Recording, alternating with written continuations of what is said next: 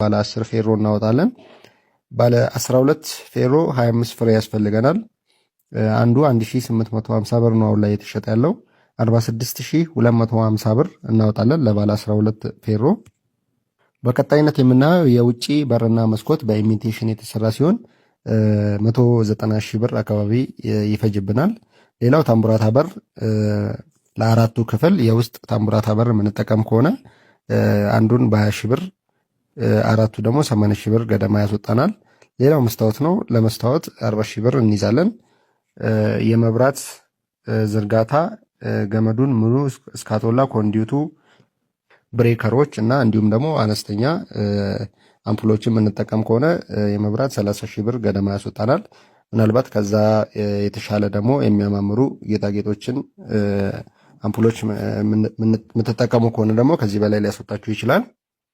በቀጣይነት የምናየው ደግሞ የጂፕሰም ስራ ነው። ጂፕሰም ስራ ኮርኒስ እና ለግድግዳ ቻክ የምንጠቀም ሲሆን አንድ ላይ የሁለቱ 150 ሺህ ብር ከነ ባለሙያው ይፈጅብናል። ሌላው ቀለም ነው። ቀለም ከነ ባለሙያው 45 ሺህ ብር ገደማ ያስወጣናል። እንዲሁም ደግሞ በረንዳውንና ደረጃውን የውጭ መወጣጫ ደረጃውንና በረንዳውን በሴራሚክ የምናሰራ ከሆነና ውስጡን የቤቱን ውስጡን ደግሞ በሊሾ የምንጨርሰው ከሆነ የበረንዳ ሴራሚክ ከነደረጃው 60 ሺህ ብር ይፈጅብናል። እንግዲህ ተመልካቾች አሁን የሚቀረን ነገር የውሃ መስመር ነው። የውሃ መስመር ዝርጋታ የኪችን ቤት የሻወር ቤት ፊቲንጎችን ጨምሮ ቀለል ባለ መንገድ ካሰራ ነው ከነ ባለሙያው 50 ሺህ ብር ገደማ ይፈጅብናል። እንግዲህ ተመልካቾቼ እነኚህን ዋጋ ዝርዝር በምናወጣበት ሰዓት ብዙ የሚረሱ ጥቃቅን ወጪዎች አሉ። ለእነሱ ያልተመዘገቡ ጥቃቅን ወጪዎች ብለን 100 ሺህ ብር ገደማ እንይዛለን። 100 ሺህ ብር እንያዝንለት።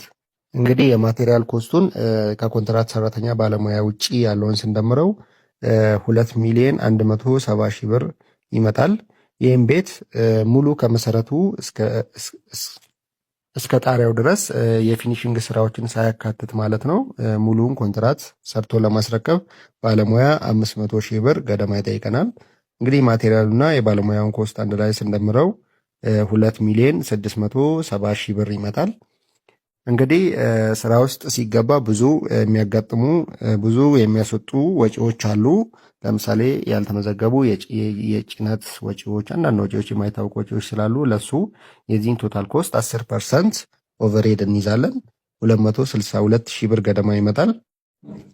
እንግዲህ ተመልካቾቼ ሁለቱን አንድ ላይ ስንደምረው 2 ሚሊዮን 932 ሺህ 055 ብር ይመጣል ማለት ነው። 2 ሚሊዮን 932 ሺህ 055 ብር ኦልሞስት 3 ሚሊዮን ብር ማለት ነው። የቻናሌ ቤተሰቦች እንግዲህ ቤት ሲሰራ በታቀደለት አያልቅም።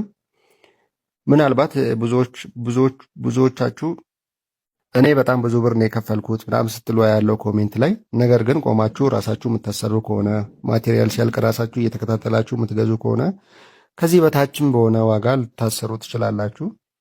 እንግዲህ በቀጣይ ቪዲዮ ደግሞ 90 ቅጠር ቆርቆሮ የእንጨት ቤት እሰራላችኋለሁ። እንዲሰራላችሁ የምትፈልጉ ሰዎች የእንጨቱ ይሰራልን እያላችሁ ኮሜንት አድርጉ። የምሰራላችሁ ይሆናል። እስከዛው ቸር ሰንብቱልኝ። አመሰግናለሁ።